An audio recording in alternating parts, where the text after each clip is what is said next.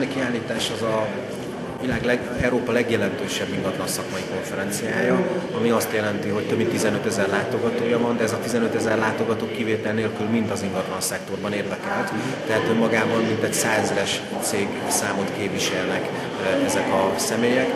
Aki ott ismerettséget tud kötni, aki ott partnerekre tud szert tenni, aki ott névegykártyát tud cserélni, az bekerülhet egy nemzetközi áramlásban, egy nemzetközi hálózatban, egy nemzetközi kapcsolati rendszerben, ami miután az ingatlan szakma egy globális szakma, egy globális piac, ezért ez nagyon fontos és elengedhetetlen.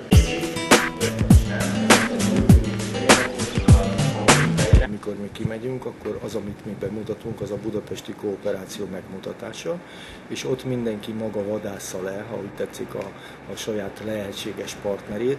Elsősorban ugye itt fejlesztők jelennek meg, és befektetőket keresnek, tehát pénzügyi vagy fejlesztő partnereket, vagy valamilyen más pénzügyi befektetőket keresnek.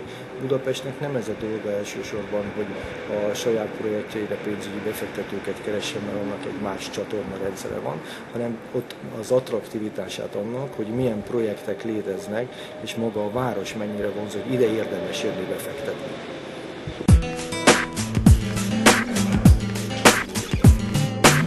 Van egy fő üzenet, ez a fő üzenet idén a Duna stratégia. Azzal számolunk, teljesen tisztán és nyilvánvalóan, hogy ez a metropolis térség Budapest és környékén ebben a Duna stratégiában főszereplő lett.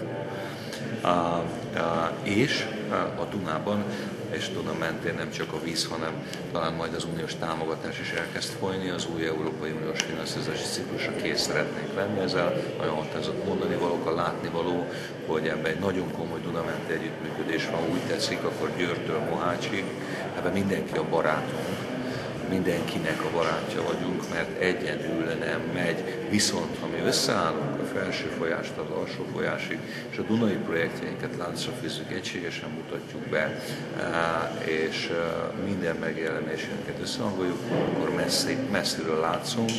Most a budapestprojects.com honlapon, amely egy új produkció, több mint 50 Duna-menti projektet láthat a látogató.